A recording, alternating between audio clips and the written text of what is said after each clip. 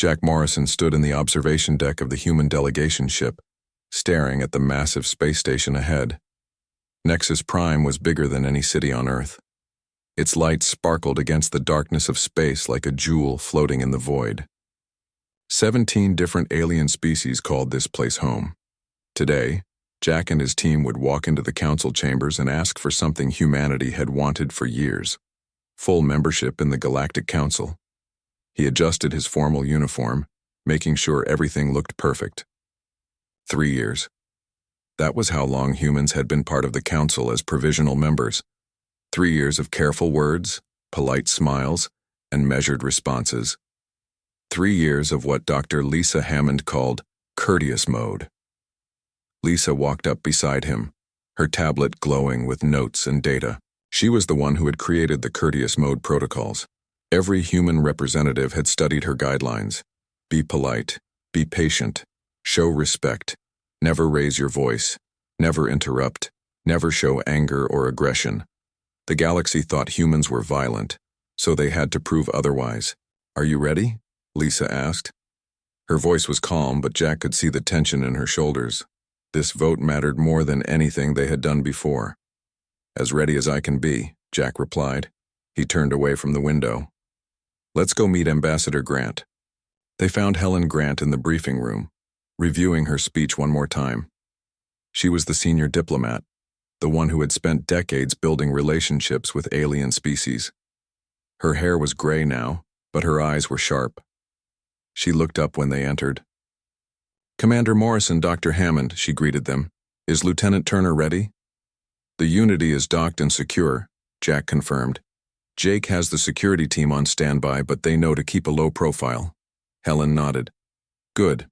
Remember, today we show them that humanity deserves to be here. We've contributed to medical research. We've helped with disaster relief on 4 different worlds. We've colonized 12 planets peacefully. The numbers are on our side. But some of them still don't trust us," Lisa said quietly. Helen's expression tightened. Trade Minister Gorlan and Security Director Zilzara have made their concerns clear. They think we're too aggressive, too young, too unpredictable. That's why we have to be perfect today. Jack said nothing. He had been a military officer before becoming a diplomat. He understood aggression. He understood war. That was exactly why the Council worried about humanity. Earth's history was full of conflicts, battles, and weapons. Other species had outgrown such things thousands of years ago, or so they claimed. The shuttle ride to Nexus Prime was smooth. Jack watched through the window as they approached the docking bay. Ships from dozens of worlds floated nearby, each one different in design. Some were elegant and curved. Others were blocky and practical. The Unity, Earth's delegation ship, looked plain compared to most of them. But Jake Turner had made sure it was well-maintained and ready for anything. Inside the station, the corridors were wide and tall. Aliens of every shape and size moved past them. Jack saw a group of Kreltar, insectoid beings with shiny black shells and clicking mandibles. A massive Bronthy lumbered by, its fur a deep brown, and its eyes intelligent despite its bear-like appearance. Slender Venathi with scaled skin and sharp teeth walked with military precision. No one stared at the humans anymore. 3 years ago, they had been a curiosity. Now they were familiar, if not fully accepted. The council chamber was enormous. 17 platforms circled the center floor, each one representing a member species. The human platform was smaller than most, marked with Earth's blue and green colors. Jack, Lisa, and Helen took their positions. Other human staff members stood behind them, ready to provide information if needed. High Arbiter Velkson called the session to order. The Kreltar leader stood on the highest platform. His voice translated through the chamber's systems. "We gather today to consider the matter of humanity's full membership. Commander Morrison will present Earth's achievements." Jack stepped forward. He had practiced this speech 100 times. He kept his voice steady and respectful. "Honored council members, humanity thanks you for the opportunity to prove ourselves worthy of membership. In the past 3 years, we have worked hard to contribute to this community." He activated the display screen and showed images of human achievements. medical clinics on alien worlds, relief ships helping after natural disasters, peaceful colonies where humans and aliens work together, research partnerships that had led to new discoveries. We have proven that humanity can cooperate with other species, Jack continued. We have shown that we value peace and progress. We ask the Council to grant us full membership so that we may continue to contribute and grow alongside you. He finished and stepped back. Polite, measured, perfect courteous mode. Several council members nodded in approval, but then Trade Minister Gorlan stood. The massive Bronthi's voice rumbled through the chamber. Commander Morrison speaks well, but words are easy. I have concerns about humanity's military capabilities. Your species maintains a large fleet of warships. Why do you need so many weapons if you truly value peace? Jack felt his jaw tighten, but he kept his face calm. This was expected. Helen had warned him. We maintain defensive forces to protect our colonies. The galaxy can be dangerous. We have encountered pirates and hostile entities. Our ships ensure the safety of our people. Defensive forces, Gorlan repeated. Yet your military training is extensive. Your weapons technology advances rapidly. How do we know you will not become a threat? Lisa stepped forward before Jack could respond. Her voice was gentle, academic. Minister Gorlan, humanity's history has taught us hard lessons. We know the cost of conflict. That is precisely why we seek membership in the Council. We want to learn from species who have found lasting peace. We want to be part of a community that resolves differences through dialogue, not violence. Security Director Zilzara, a Venathi with dark green scales, hissed softly. Pretty words, but your instincts are aggressive. 3 years of polite behavior does not erase thousands of years of warfare. Helen stood now, her voice respectful but firm. Director Zilzara, every species in this council has a violent past. The difference is that humans remember ours more vividly because it was more recent. We do not deny what we were. We ask you to judge us on what we are becoming. The debate continued. Some council members spoke in favor of humanity. Others raised concerns. Jack listened carefully, responding when called upon. He never interrupted. He never raised his voice. He followed every rule of courteous mode perfectly. High Arbiter Velkson finally raised a limb for silence. We have heard the arguments. We will now proceed to the vote. Each member will. Alarms exploded through the chamber. Red lights flashed. The council members froze. Jack's military instincts kicked in immediately. His hand moved toward his communicator. A voice came through the station's emergency system. Alert. Unidentified vessel approaching Nexus Prime. All attempts at communication have failed. The ship is armed and hostile. Estimated time to weapons range, 12 minutes. Chaos erupted. Council members began shouting questions. Some rushed toward exits. Others activated their own communication devices. High Arbiter Velkson tried to restore order, but his voice was lost in the noise. Jack looked at the main display screen. It showed a ship approaching the station. The design was unfamiliar, but threatening. Weapon ports were clearly visible and already glowing with power. Lisa pulled up data on her tablet, her fingers moving quickly. That's a Krenth Collective vessel, she said, her voice tight. They haven't been seen in this sector for decades. The Krenth? Helen's face went pale. They were defeated years ago. Why would they attack now? Jack didn't answer. He was already analyzing the situation. The station's defenses were old.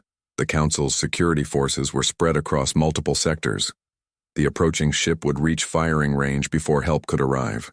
Thousands of beings lived and worked on Nexus Prime. If that ship attacked, many would die. Security Director Zilzara was shouting orders, but no one seemed to be listening. The Council had not faced a real military threat in so long that their response was confused and slow. Jack watched precious minutes tick away as they argued about procedures and protocols. His communicator buzzed. Jake Turner's voice came through, low and urgent. Commander, I'm tracking that Krenth ship. The Unity's sensors show it's charging weapons. We're sitting ducks here. Request permission to activate defensive systems. Jack glanced at Helen. Council regulations required all visiting ships to power down weapons while docked. The Unity was supposed to be defenseless. But Jake had quietly maintained some of Earth's newer systems, installations that the Council didn't know about yet. It was against the rules, but it might save lives. "Stand by," Jack told him. Helen grabbed his arm. "Jack, don't. We're so close to getting the vote. If we break protocol now..." 8 minutes to weapons range, the emergency system announced.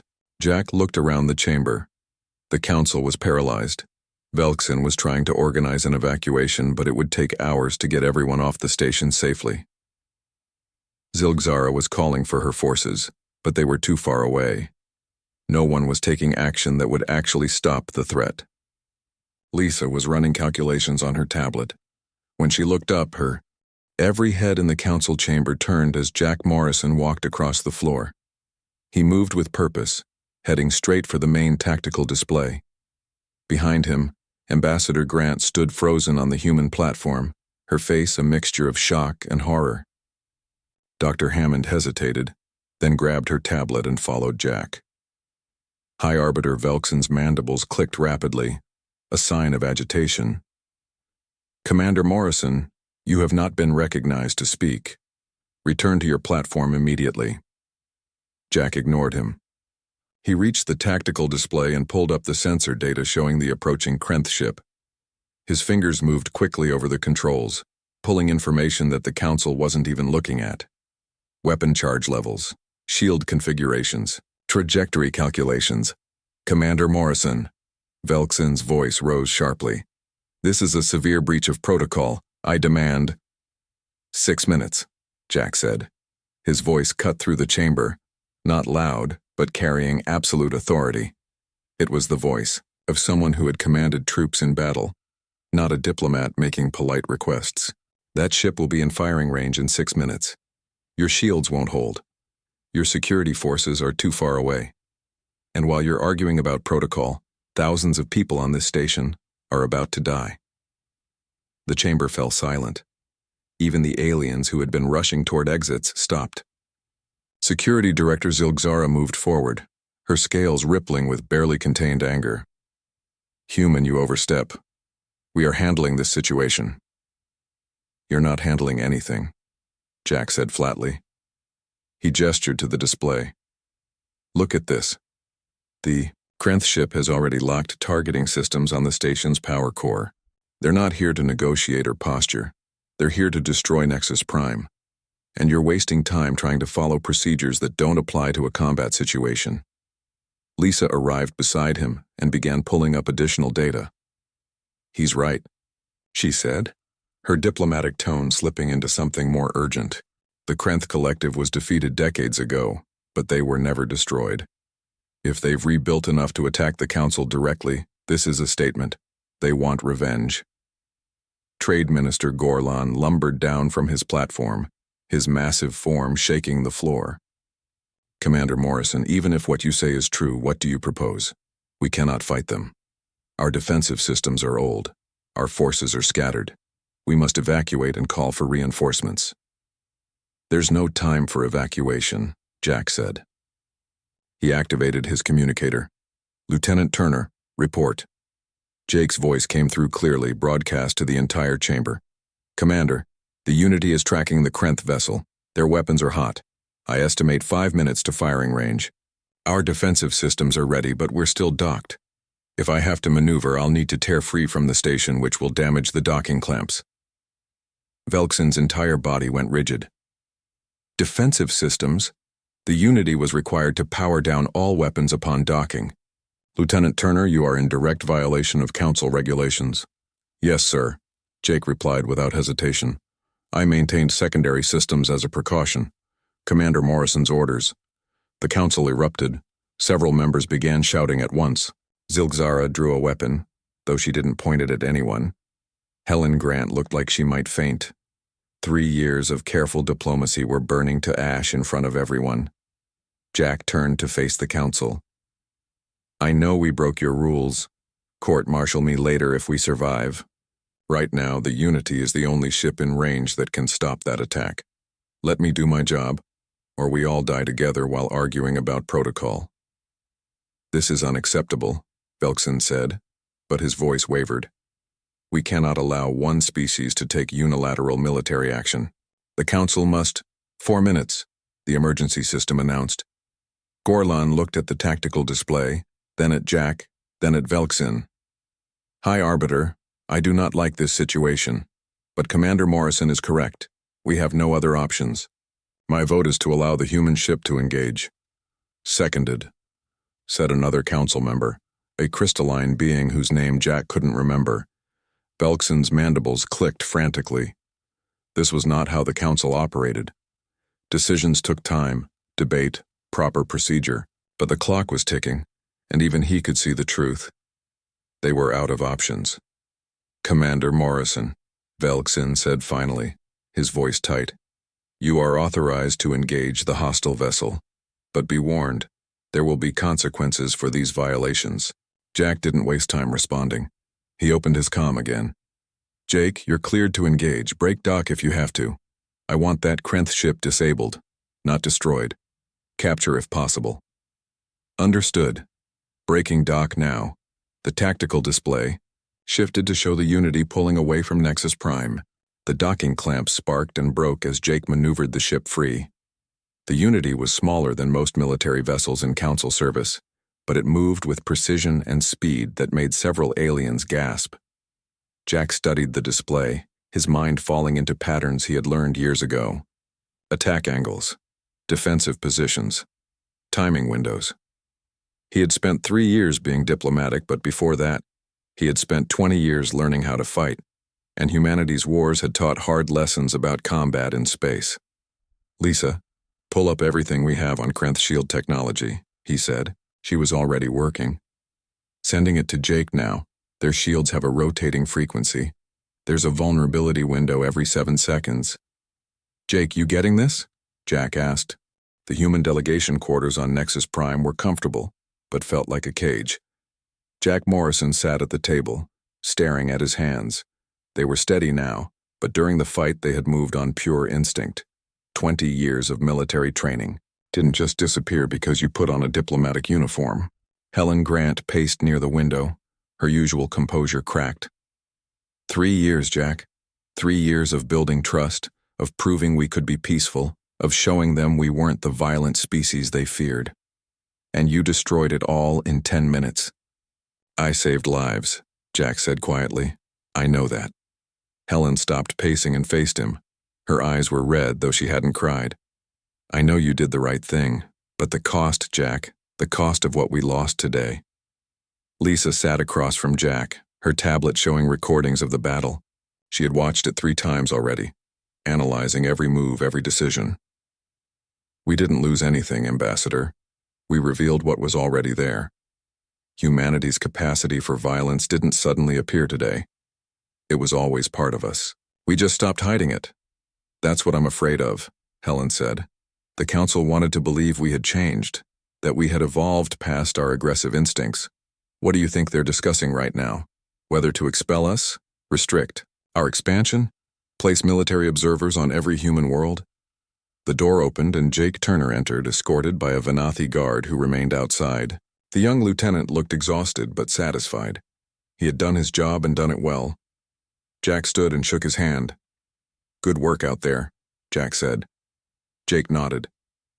Thank you, sir. Though I suspect I'll be spending the next few years answering questions about why I kept those weapons systems active. If we're lucky enough to have a next few years, Helen muttered. Lisa looked up from her tablet. I've been thinking about something. The Council's response to the Krenth attack was terrible, slow, confused, ineffective. These are species that have been part of galactic civilization for thousands of years. They should have had better protocols in place. They've been at peace too long, Jack said.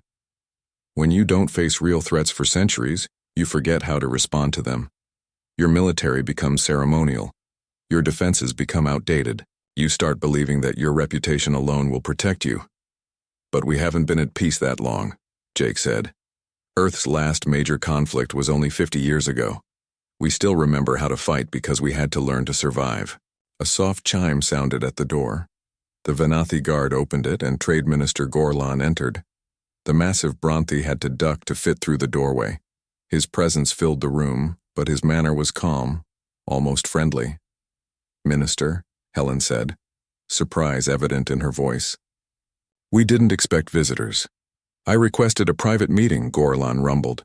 "High Arbiter Velkson approved. We need to talk, Ambassador Grant, and Commander Morrison needs to hear this as well." They gathered around the table. Gorlan settled his bulk into a reinforced chair. His small eyes studied each human carefully before he spoke. "First, let me say that you saved many lives today," Gorlan began. "The Council is grateful, even if some members are uncomfortable admitting it. The Krenth ship would have destroyed this station. Thousands would have died. But," Jack prompted, "but you also revealed something that many Council members find disturbing," Gorlan continued. "Humanity's military capabilities are far more advanced than we realized. Your ship moved with precision we haven't seen in centuries. Your tactics were sophisticated and ruthless, and you maintained hidden weapon systems despite our regulations requiring complete disarmament." Helen leaned forward. "Minister, please understand that we never intended to deceive the Council. Our weapons were for defense only. We never planned to use them unless absolutely necessary." "But you were prepared to use them," Gorlan said. "That is the difference between humanity and most Council species. We have forgotten how to be prepared for violence." "You have not. Is that a bad thing?" Jack asked. Gorlan was quiet for a moment. "I do not know. Some Council members believe it is. They think humanity is too dangerous, too unpredictable. They fear you will become a threat greater than the Krenth ever were." Lisa spoke up. "And what do you believe, Minister?" "I believe," Gorlan said slowly, "that the Council has become weak, not in technology or resources, but in spirit. We have been safe for so long that we no longer know how to handle danger. Today proved that. When the Krenth attacked, we panicked. We argued. We wasted precious time following procedures that were designed for peace, not war." He looked directly at Jack. Commander Morrison did not panic. He assessed the threat, made a decision, and acted. He broke our rules, yes, but he understood something we had forgotten. Sometimes survival requires breaking rules. "You're saying the Council needs us," Jake said. "I am saying the Council needs what you represent," Gorlan corrected. "Not just military strength, but the mindset that comes from living in a dangerous universe. You have not forgotten that peace must be defended, not just enjoyed." Helen's expression shifted from worry to calculation. "Minister, are you telling us that some Council members actually want humanity's membership despite what happened today?"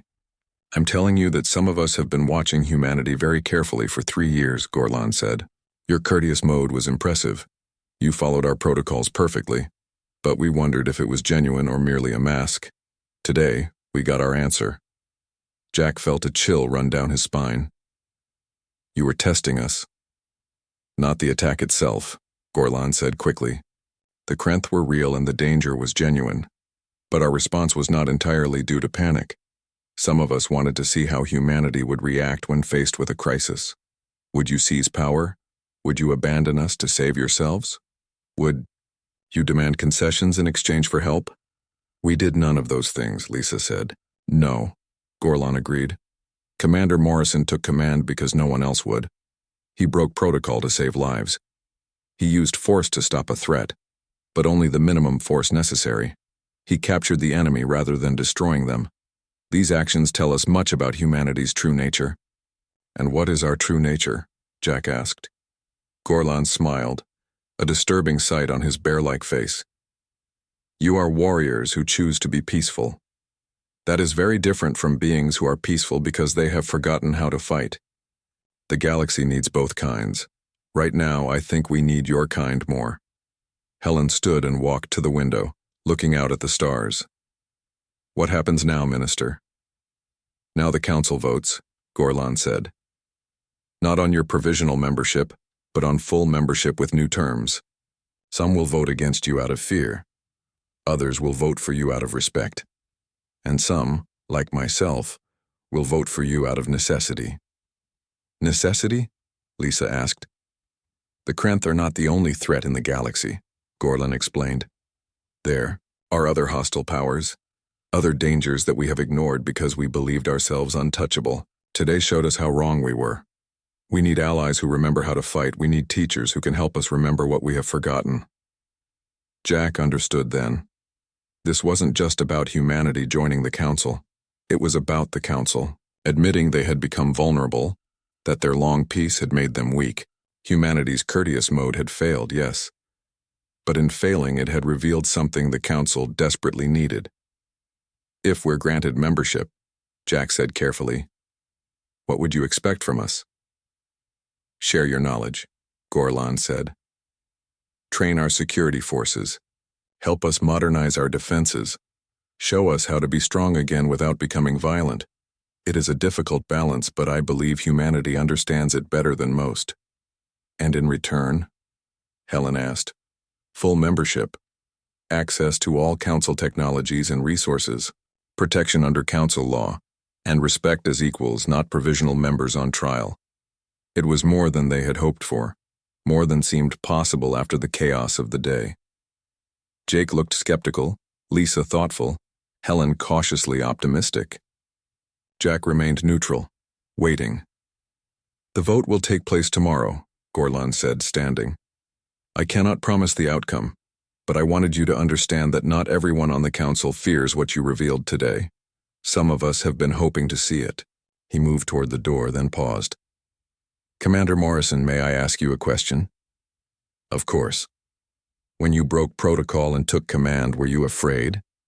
Jack considered lying, then decided against it. Terrified. Not of the Krenth ship, but of what it would cost us. Everything we had worked for. Everything Ambassador Grant had built over years of patient diplomacy. But you did it anyway. Lives were at stake, Jack said simply. Nothing else mattered as much. Gorlan nodded slowly. That is why I will vote for your membership, Commander. Because you understand priorities. Because you know when rules matter and when survival matters more. The Council has forgotten this. Perhaps you can help us remember. After the Trade Minister left, the four humans sat in silence for a long time. Finally, Helen spoke. I think we just got recruited, she said.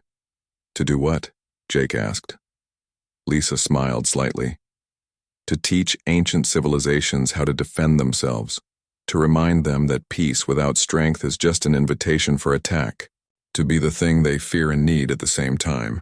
Jack looked at his team. Are we ready for that? The Council chamber looked different the next morning. The 17 platforms remained in their circle, but the atmosphere had changed. Jack Morrison could feel it as soon as the human delegation entered. Some of the alien representatives watched them with obvious curiosity. Others avoided eye contact entirely. And a few, like Security Director Zilgzara, studied them with what might have been respect or might have been wariness. Jack wore his dress uniform again, every detail perfect. Lisa Hammond carried her tablet, but seemed less nervous than before. Jake Turner stood at attention beside them, looking every bit the military officer he was. And Helen Grant walked with her head high, ready to face whatever judgment the Council delivered. High Arbiter Velkson called the session to order. His mandibles clicked in a complex pattern that the translator rendered as formal greeting. We gather to deliver our decision regarding humanity's petition for full membership in the Galactic Council. This decision comes after extensive deliberation regarding recent events. Jack braced himself. This could go either way. Expulsion seemed just as likely as acceptance after yesterday's chaos. Commander Morrison, Velkson continued, please step forward. Jack walked to the center of the chamber. He felt the weight of every alien eye on him. The silence was absolute. You violated Council protocols, Velkson stated. You brought weapons into a peaceful zone. You assumed command without authorization. You took military action on your own initiative. These are serious offenses that normally would result in expulsion and sanctions. Jack said nothing. There was nothing to say. The facts were undeniable. However, Velkson said, and Jack felt a flicker of hope. You also saved this station and thousands of lives. You responded to a crisis that we were unable to handle. You demonstrated capabilities that the Council badly needs, and you showed restraint by capturing the enemy rather than destroying them. Trade Minister Gorlan stood on his platform. High Arbiter, if I may address the Council? Velkson gestured permission. Yesterday exposed a truth that many of us have been reluctant to admit, Gorlan said, his deep voice carrying through the chamber. The Galactic Council has grown complacent. We have enjoyed peace for so long that we have forgotten how to defend it. When real danger appeared, we panicked. Our response was inadequate. If not for humanity's intervention, we would be mourning thousands of deaths today. Several council members shifted uncomfortably. This was clearly a sensitive topic. I propose, Gorlan continued, that we grant humanity full membership not despite their military capabilities, but because of them. We need what they can teach us. We need their perspective, their experience, their readiness to face danger. A crystalline being named Sharik spoke up. But can we trust them? They hid weapon systems from us. They were prepared to act against our regulations. What stops them from turning those capabilities against the Council itself? Security Director Zilgzara stood. Jack was surprised when she spoke in humanity's defense. I have reviewed the Unity's combat records from yesterday. Commander Morrison's forces had multiple opportunities to cause excessive damage. They could have destroyed the Krenth ship outright. They could have ignored our protocols entirely and claimed emergency powers. They did neither. She looked directly at Jack. The humans showed precision and restraint under pressure. These are not the actions of a species that seeks dominance. These are the actions of professional warriors who understand the difference between necessary force and excessive violence. The director is correct, another voice added. A slender being with multiple eyes spoke from a lower platform. I have studied humanity's recent history. They have fought wars, yes, but they have also made peace. They have shown they can transition from conflict to cooperation. This adaptability is valuable. The debate continued. Jack listened as council members argued back and forth. Some praised humanity's actions. Others expressed concern about setting a dangerous precedent. A few seemed genuinely frightened by what humans had revealed about themselves. Finally, Velkson raised a limb for silence. We have deliberated long enough. It is time to vote. The question before us is whether to grant humanity full membership in the Galactic Council, with all rights and responsibilities that entails. Additionally, we will vote on a proposal for humanity to assist in modernizing Council defense capabilities. Jack's heart pounded as the votes were cast. Each council member activated their platform's voting system. The results would be displayed simultaneously to prevent influence or bias. The vote appeared on the main display. Jack read the numbers twice to make sure he understood correctly. 14 votes in favor, 3 opposed. Humanity had won. The chamber erupted in a mixture of celebration and protest. Helen Grant covered her mouth with both hands, tears streaming down her face. Lisa grabbed Jack's arm, laughing with relief. Jake maintained his military bearing but allowed himself a small smile. Velkson waited for the noise to die down. The council has spoken. Humanity is granted full membership effective immediately. Commander Morrison, Ambassador Grant, please approach. Jack and Helen walked forward together. Velkson descended from his platform to meet them at ground level, a gesture of respect and equality. Welcome to the Galactic Council, Velkson said formally. You are now full members with all associated privileges and responsibilities. However, there are conditions to this membership that we must discuss. We expected as much, Helen said, her voice steady despite her tears. What are the terms? Gorlan joined them, along with Zilgzara and several other council members. First, Zilgzara said, you must disclose all hidden weapon systems aboard the Unity and any other human vessels operating in council space. We will not restrict them, but we require transparency. Jack nodded. Agreed. Lieutenant Turner can provide complete technical specifications. Second, Gorlan rumbled, humanity will establish a training program for Council security forces. Your military tactics and protocols will be shared. In return, we will provide access to advanced technologies that humanity has not yet developed. A fair exchange, Helen said. We accept. Third, Velkson added, humanity will participate in joint operations to assess and improve Council defenses throughout known space. This will require cooperation with all member species, including those who voted against your membership. We understand, Jack said. Building trust takes time. We're prepared to earn it. Zilgzara studied him with her sharp reptilian eyes. Commander Morrison, I voted in favor of your membership, but I want you to understand something. The Council is granting humanity this position because we need you. That need makes some of us uncomfortable. We have built our civilization on the belief that violence is primitive, that true advancement means abandoning aggressive instincts. And now you're questioning that belief, Jack said quietly. Yes, Zilgzara admitted. Yesterday taught us that our ideals may have blinded us to reality. Peace is not the absence of violence. It is the ability to prevent violence through strength and wisdom combined. Humanity seems to understand this balance. We hope you can teach it to us without corrupting what we have built. Lisa stepped forward. Director Zilgzara, if I may speak? Zilgzara nodded permission. Humanity's history is full of violence, Lisa said, but it's also full of people trying to overcome that violence. We've spent thousands of years learning that war is terrible, that conflict causes suffering, that peace is worth fighting for. Not fighting with weapons necessarily, but fighting against our own worst impulses. She looked around at the assembled council members. The courteous mode we maintained for 3 years wasn't a lie. It was a genuine attempt to be better than our history, but yesterday reminded us that sometimes being better means being capable of defending what matters. Your civilization learned to be peaceful by forgetting how to fight.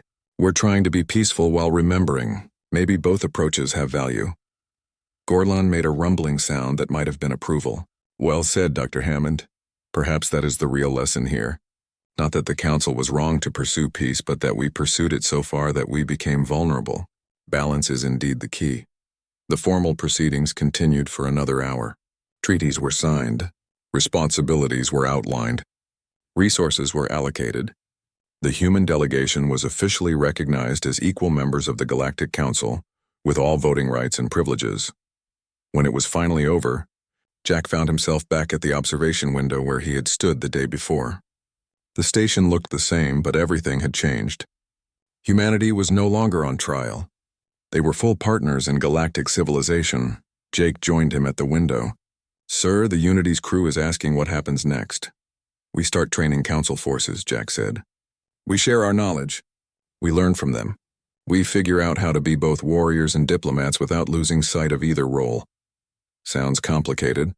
It will be, Jack agreed, but that's what they need from us. Not perfect soldiers or perfect diplomats, but people who can be both when necessary. Helen and Lisa approached. Helen looked exhausted but satisfied. I just received word from Earth. The government is thrilled.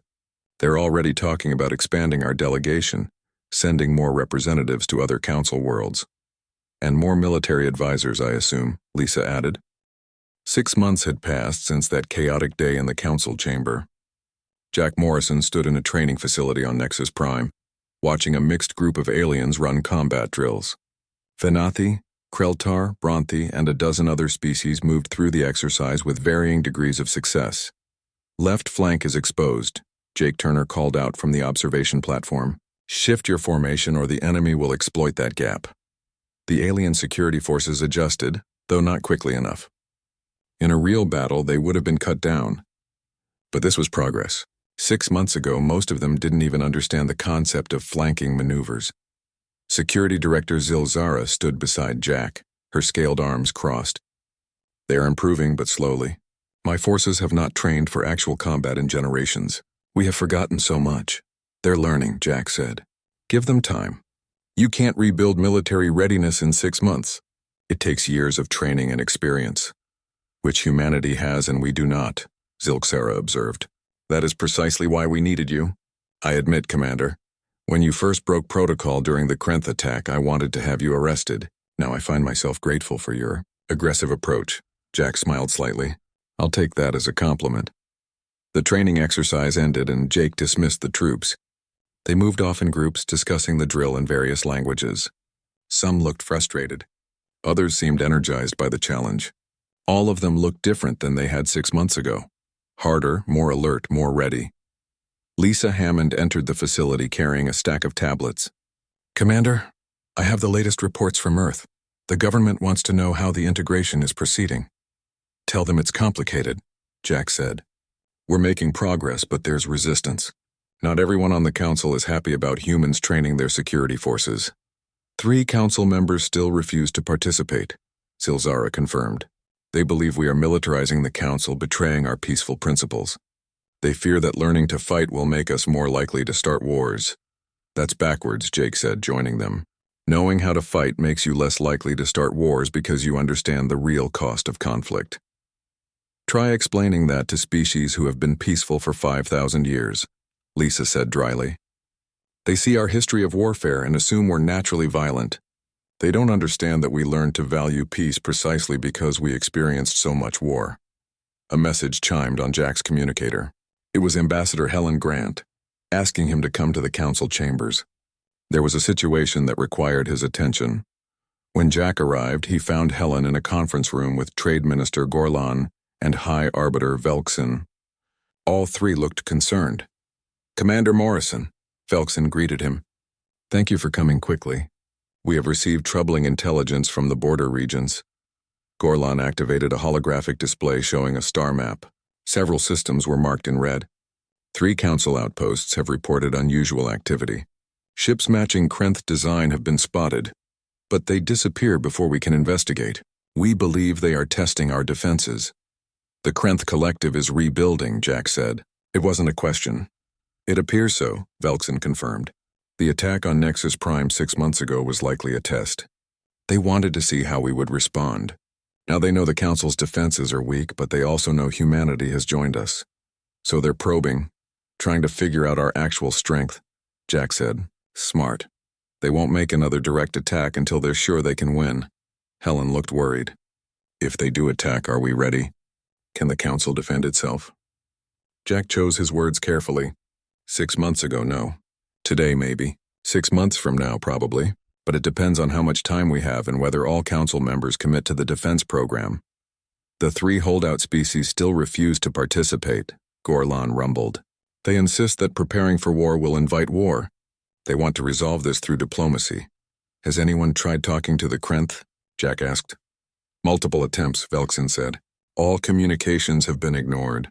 The Krenth Collective was humiliated when the Council defeated them decades ago. They will not negotiate until they believe they have the upper hand. Jack studied the star map. Then we need to show them they don't have the upper hand. Not with threats, but with readiness. If they see that we're prepared to defend ourselves, they might reconsider. Bullies usually back down when they realize their target can fight back. A military demonstration, Gorlan said thoughtfully. Show them what the Council has become in the past 6 months. Exactly, Jack agreed. Let them see Council forces conducting joint exercises. Let them see that we're coordinated, trained, and ready. Sometimes the best way to avoid a fight is to make it clear you're prepared for one. Velkson's mandibles clicked rapidly. This is a very human way of thinking, Commander. Most Council members would prefer to avoid any show of force. And that's why the Krenth think they can attack you, Jack said bluntly. You've advertised your weakness by refusing to demonstrate strength. I'm not saying we should be aggressive or threatening. I'm saying we should be honest about our capabilities. The Krenth need to know that attacking the Council means facing real resistance. Helen added her support. Commander Morrison is right. The Council's policy of absolute non-aggression has been misinterpreted as helplessness. We need to show that we can defend ourselves without actually attacking anyone. The 3 leaders discussed the proposal for another hour. Finally, Velkson agreed to present the idea to the full Council. A military exercise involving all willing member species would be conducted near the border regions. The Krenth would surely observe, and they would see that the Council was no longer the easy target they remembered. The next few weeks were intense. Jack and Jake coordinated with security forces from 14 different species.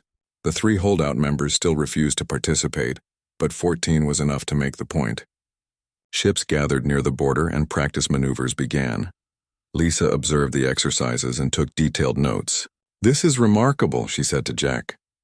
6 months ago, these species could barely coordinate basic formations. Now they're executing complex tactical patterns. They're motivated, Jack replied.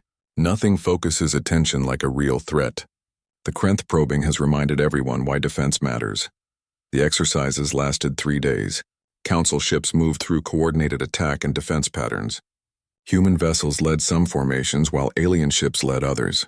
It was a demonstration of unity and capability, broadcast openly so any observer could see.